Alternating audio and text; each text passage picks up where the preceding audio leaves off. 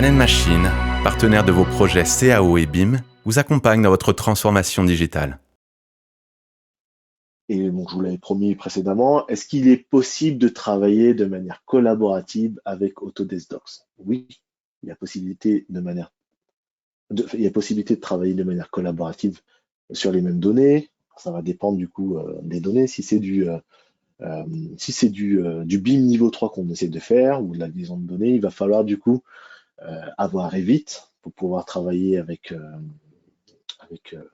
la plateforme Autodesk Docs, ou alors il va falloir Autodesk Civil 3D ou Plan 3D par exemple, pour pouvoir avoir une connexion directe avec directement un espace de partage où vont intervenir plusieurs personnes.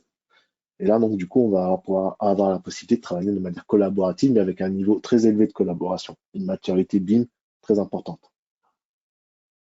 Si maintenant vous avez juste besoin de travailler de manière collaborative, de manière centralisée, ça fait l'affaire. Vous allez pouvoir noter, mettre du coup des problèmes, ajouter une personne et lui faire un focus, un point de vigilance sur un aspect particulier où il y a par exemple une maquette ou un plan qui va présenter certaines aspérités côté technique ou côté architectural. Donc ça, vous allez pouvoir remonter les informations. Et ensuite, vous avez encore un niveau de collaboration un peu plus intéressant et important, où, par exemple, on va avoir un espace de partage sur lequel, en fait, on va avoir plusieurs intervenants qui vont intervenir. On va dire, par exemple, la partie géomètre, infra, VRD, archi et structure, donc une synthèse un peu plus architecturale d'un côté.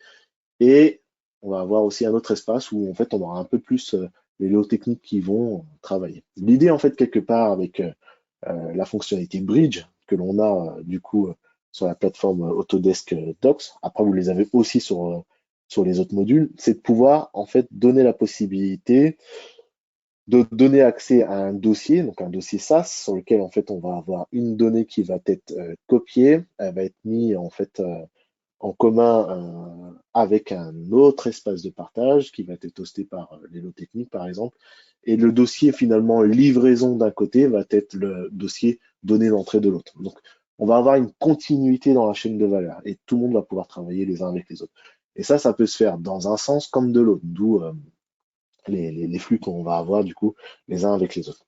Et dans un monde idéal, en fait, du coup, là vers où on tend, c'est qu'en fait, finalement, chaque donnée, enfin, chaque partie prenante va avoir sa propre GED, si tout le monde ne travaille pas sur la même GED, et que, en fait, finalement, vous allez avoir des liens entre chacune des GED avec la GED principale, voire avec la GED, du coup, du propriétaire final, enfin, du client final, qui, lui, va récupérer toutes les données.